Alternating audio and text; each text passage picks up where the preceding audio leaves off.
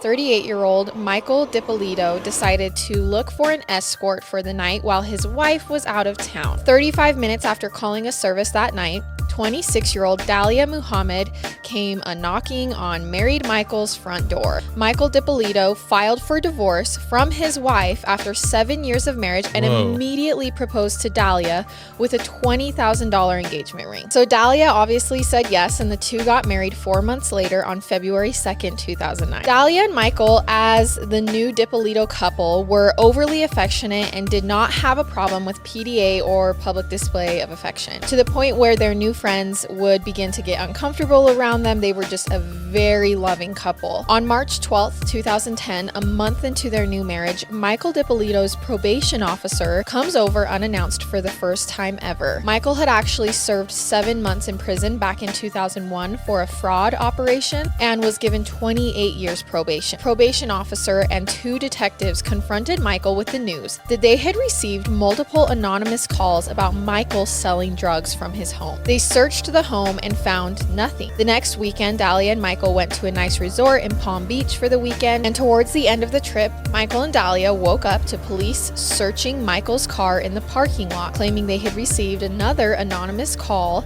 that he was dealing drugs out of his car. Once again, the cops search it and find nothing. 2 weeks later, Michael and Dalia finish their dinner at a fancy restaurant when they exit the restaurant and find police searching Michael's car in the parking lot again. But this time, police discover an actual baggie of cocaine in the vehicle, and Michael pleaded with them, "Please, I'm being set up. This has happened 3 times. Like, it's not me. I don't know where that cocaine came from." And because of all of the anonymous false accusations, the police actually decided to let him go. They were like, "We believe you. We do think someone's trying to set you up." The next morning, Dalia broke the news to Michael that she was pregnant, and together this couple happily began planning for this next chapter of their life together. It was roughly an hour later when Dalia received an unexpected call at the gym from a sergeant with the Boynton Police Department asking her to return home immediately. Something had happened. Dalia rushed home and was astonished to see crime scene tape, news crews, and police surrounding her home. Dalia walks up to police and they tell her that they had responded to a call of shots fired at her home earlier that morning and her husband, Michael Dippolito, was dead.